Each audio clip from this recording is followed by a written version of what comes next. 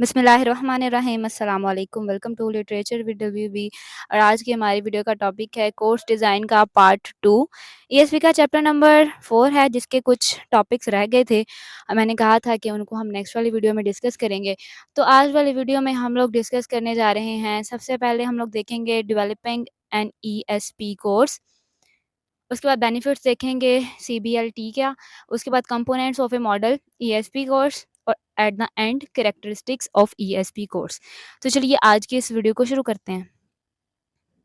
सबसे पहले हम लोग बात करते हैं developing in ESP CBLT course. CBLT stands for competency based language teaching. ESP course में ये एक डेवलपमेंट है और उसके कुछ की फीचर्स हैं जिनको हम लोग देखते हैं। सबसे पहला जो है इनका फोकस जो है ये होना चाहिए कि जो भी इन्होंने लैंग्वेज सिखाई है ना उसको सक्सेसफुली वो वर्क बेस पे किस तरह से फंक्शन करती है, ये इनका इस पे फोकस होता है कि वो एक प्रॉपर फंक्शन करे किसी भी वर्क प्लेस में। उसके बाद उनका सेकंड पर्पस होता है वो होता है कि लाइफ स्किल्स को सिखाया जाए, फोकस किया जाए लाइफ स्किल्स पे, सिर्फ प्रोफेशनल इंग्लिश में नहीं कि सिर्फ अगर एक इंसान एक प्रोफेशनल कोर्स करने के लिए आया है तो सिर्फ और सिर्फ उसको प्रोफेशनल के हिसाब से ही आप उसको इंग्लिश सिखाएंगे, नहीं, बल्कि इनका फोकस होता है कि लाइफ स्किल्स पे फोकस किया जाए।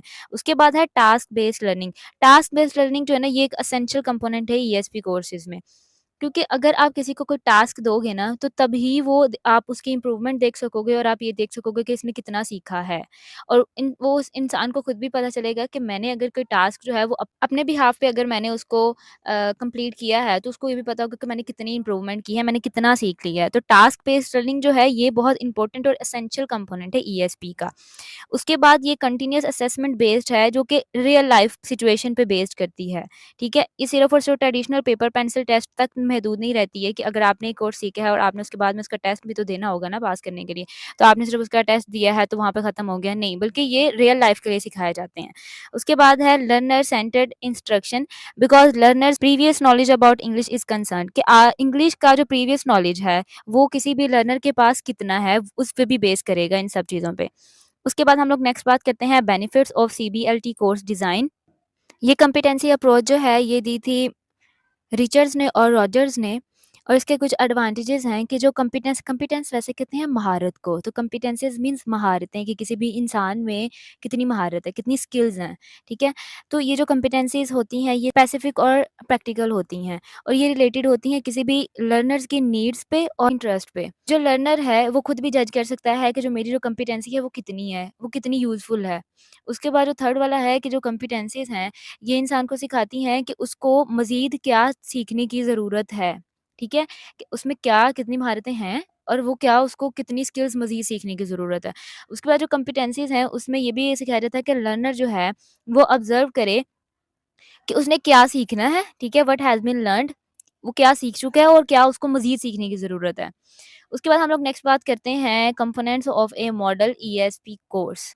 कॉम्पिटेंसी बेस्ड इंस्ट्रक्शंस को ज़हन में रखते हुए अगर हम इन इस कंपोनेंट का एक मॉडल जो है वो तैयार करें तो ये 2 क्राइटेरियाज़ पे अप्लाई होता है।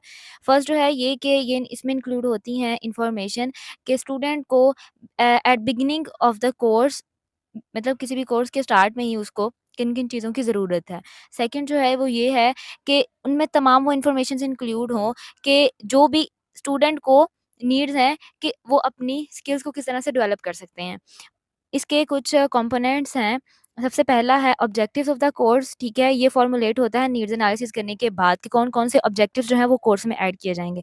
उसके बाद सिलेबस एंड कोर्स मटीरियल, इसका क्या मतलब है कि क्या सिखाया जाएगा कोर्स में। उसके बाद टीचिंग मेथोडोलॉजी कि किस तरह से सिखाया जाएगा, कौन-सा मेथड को अडॉप्ट किया जाएगा। उसके बाद क्लासरूम एक्टिविटीज़, मटीरियल्स और इक्विपमेंट्स। उसके बाद हम लोग इनकी डिटेल से बात करते हैं इन कंपोनेंट्स की। सबसे पहला था ऑब्जेक्टिव। ऑब्जेक्टिव्स जो हैं किसी भी ईएसपी कोर्स में ये इस तरह से डिज़ाइन किए जाते हैं कि उसमें लर्नर्स की जो नीड्स हैं वो और उनकी कॉम्पिटेंसीज़ आ जाती हैं। अब जो उनकी कॉम्पिटेंसीज़ हैं और ये जो नीड्स हैं, मतलब ये कि उनकी डिमांड्स आ जाती हैं और उनसे ये एक्सपेक्टेशंस लगाई जा सकती हैं कि ये इस कोर्स में एक टारगेट एनवायरनमेंट में उनके नीड्स एनालिसिस करने के बाद कि वो कहाँ तक जा सकते हैं, ठीक है? मतलब एक टारगेट सेट किया जाता है ना किसी भी कोर्स में कि हम लोग यहाँ तक सिखाएँगे। तो ये सारी उनके स्टूडेंट्स की कॉम्पिटेंसीज़ पे बेस करता है कि वो कहाँ तक सीखेंगे। उसके बाद जो सेकंड है वो है मटीरियल डिज़ाइन। ये जो मॉडल था ये दिया था चिन जॉनसन और वॉटर्स ने, और इसके भी 4 एलिमेंट्स हैं। सबसे पहले है इनपुट, दूसरा है कंटेंट फोकस, तीसरा है लैंग्वेज फोकस और लास्ट वाला है टास्क। सबसे पहले हम लोग बात करते हैं इनपुट की। ये कोई भी टेक्स्ट हो सकता है, डायलॉग हो सकता है, वीडियो रिकॉर्डिंग हो सकती है, डायग्राम या कोई भी दूसरा कम्युनिकेशन डाटा हो सकता है, कि जो डिपेंड करता है स्टूडेंट्स की नीड्स पे, ठीक है? उनका नीड्स एनालिसिस करने के बाद। मतलब ये है कि उनको किस डाटे की ज़रूरत है कोई भी कोर्स सीखने के लिए। उसके बाद जो हमारे पास है कंटेंट फोकस। लैंग्वेज जो है वो सिर्फ़ और सिर्फ़ एक नाम नहीं है कि कुछ बोलना है, ठीक है? मतलब सिर्फ़ ये नहीं है, बल्कि ये एक meaning of conveying some information और फीलिंग्स है, ठीक है? कि आप अपने वर्ड्स के थ्रू कोई इन्फॉर्मेशन दूसरे तक कन्वे कर रहे हो और अपनी फीलिंग्स को दूसरों तक कन्वे कर रहे हो। लिंग्विस्टिक्स कंटेंट होते हैं, वो इस तरह से उनको जनरेट करना चाहिए कि वो एक मीनिंगफुल कम्युनिकेशन कर सकें क्लासरूम में। उसके बाद हमारे पास है लैंग्वेज फ़ोकस। लैंग्वेज फ़ोकस का जो एम होता है वो ये है कि इसमें लर्नर्स को ये देखा जाए कि वो अपनी लैंग्वेज को किस तरह से यूज़ करते हैं। लेकिन ये उनके साथ अनफ़ेयर होगा कि अगर लर्नर्स को कोई भी ऐसी एक्टिविटी या फिर कोई ऐसा टास्क दे दिया जाएगा, कोई कम्युनिकेटिव टास्क या फिर कोई एक्टिविटी दे दी जाएगी कि जिसमें कि उनके पास उस लैंग्वेज का एक बिल्कुल एक जो नेसेसरी कंटेंट या कोई नॉलेज होता है वो उनके पास अगर नहीं है और अगर उनको वो एक्टिविटी दे दी जाती है, तो ये उनके साथ अनफ़ेयर होगा। उसके बाद है टास्क। ये एक ultimate purpose of language learning है कि किस तरह से लैंग्वेज को यूज़ करना है, ठीक है? लैंग्वेज को इन प्रैक्टिकल लाइफ़ यूज़ करना। इसमें जो मटेरियल डिज़ाइन किया जाता है वो इस तरह से होता है कि कोई भी कम्युनिकेटिव टास्क जो है अगर किसी भी लर्नर को दिया जा रहा है, तो वो उस मटेरियल को, उस कंटेंट में, उस लैंग्वेज नॉलेज को यूज़ कर सकें, उन सबको एक यूनिट में इकट्ठा करने के लिए कि वो एक मीनिंगफुल मैसेज कन्वे करें। उसके बाद हमारे पास जो नेक्स्ट है वो है टीचिंग मेथोडोलॉजी। लैंग्वेज को सीखने के लिए लर्नर्स को सिर्फ़ और सिर्फ़ ग्रामेटिकल रूल्स की ज़रूरत नहीं होती है, बल्कि उनको इस चीज़ को भी अंडरस्टैंड करने की ज़रूरत होती है कि वर्ड्स को किस तरह से इकट्ठा करके उन्होंने रियल लाइफ़, रियल कम्युनिकेशन में उसको यूज़ करना है। तो ये टीचर्स की ड्यूटी होती है कि वो एक गुड एनवायरनमेंट और एक हेल्दी एनवायरनमेंट स्टूडेंट को प्रोवाइड करें और उनको उनकी उसकी प्रैक्टिस भी करवाएँ। सिर्फ़ उनको सिखाएँ नहीं बल्कि उनको इसकी प्रैक्टिस भी करवाएँ। Teaching methods such as content based instruction, task based language teaching और कॉम्पिटेंसी बेस्ड इंस्ट्रक्शन। ये किसी भी इंटरैक्टिव लैंग्वेज की कैरेक्टरिस्टिक्स हैं। उसके बाद हम लोग बात करते हैं क्लासरूम एक्टिविटीज़ की। किसी भी स्टूडेंट की कॉम्पिटेंसी डेवलपमेंट करने के लिए, उसकी स्किल्स को एनहांस करने के लिए जो कोर्स डिज़ाइनर्स हैं, उनको कोई ऐसी इनोवेटिव एक्टिविटीज़ या फिर टास्क जो हैं, वो क्रिएट करने चाहिए कि जिससे लर्नर्स को कोई भी अपनी जो कॉम्पिटेंसी लेवल एक्वायर करने की, उनको बढ़ाने में हेल्प करें। अब एक जो टास्क है, अगर वो क्लासरूम में दिया जाता है, तो वो उसमें क्या-क्या चीज़ें लर्नर्स की इन्वॉल्व होंगी, उसकी कंप्रीहेंडिंग, मैनिपुलेटिंग, प्रोड्यूसिंग और interacting in the target language. लेकिन सिर्फ़ और सिर्फ़ इनका फ़ोकस जो है, वो इस तरह से होना चाहिए कि वो एक ग्रामेटिकल नॉलेज को लेके चलें, कि वो उसको इस ऑर्डर में प्लेस करें कि वो एक मीनिंगफुल कम्युनिकेशन जो है, वो कन्वे कर सकें। उसके बाद है मटीरियल्स। मटीरियल्स जो हैं ईएसपी कोर्स में एक इनका वाइटल रोल है और ये जो मटीरियल्स हैं वो डिपेंड करते हैं कि कौन-सी मेथोडोलॉजीज़ को अडॉप्ट किया गया है कोई भी कोर्स को सिखाने के लिए। अब ये जो मटीरियल्स होते हैं वो कुछ ऐसे होने चाहिए कि वो एनकरेज करें कोई भी स्टूडेंट को कि वो एक्टिविटी में पार्टिसिपेट करें क्लासरूम में। कोई भी एक्टिविटी हो रही है क्लासरूम में तो वो उसमें पार्टिसिपेट करें। कोई ऐसे मटीरियल्स, कोई अट्रैक्टिव मटीरियल्स का यूज़ होना चाहिए, ठीक है? और जितनी ज़्यादा कोई भी लर्नर जो है वो क्लासरूम में प्रैक्टिस करेगा, वो उतनी ही ज़्यादा उसकी स्किल्स को एनहांस करेगा। उसकी कम्युनिकेटिव स्किल्स को, इंग्लिश की कम्युनिकेटिव स्किल्स को या फिर कोई भी ऑक्यूपेशनल सिचुएशन है या फिर क्लासरूम लैंग्वेज या फिर कोई भी वो लैबोरेटरी की लैंग्वेज सीख रहा है, कोई भी वो सीख रहा है, तो इसका ये है कि अगर वो क्लासरूम में पार्टिसिपेट करेगा, तो वो उसकी कम्युनिकेशन, उसकी कम्युनिकेटिव स्किल्स को वो एनहांस करेगा। टिपिकली जो मटीरियल्स होते हैं ना, वो कुछ इस तरह से चाहिए कि जो टेक्स्ट होने चाहिए या फिर वेब बेस्ड इन्फॉर्मेशन होनी चाहिए।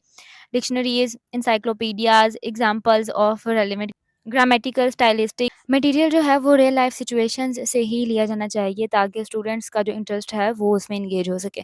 उसके बाद हम लोग कैरेक्टरिस्टिक्स ऑफ ईएसपी कोर्स की बात करते हैं। रॉबिन्सन ने इसकी कैरेक्टरिस्टिक्स कुछ बयान किए हैं ईएसपी कोर्स की।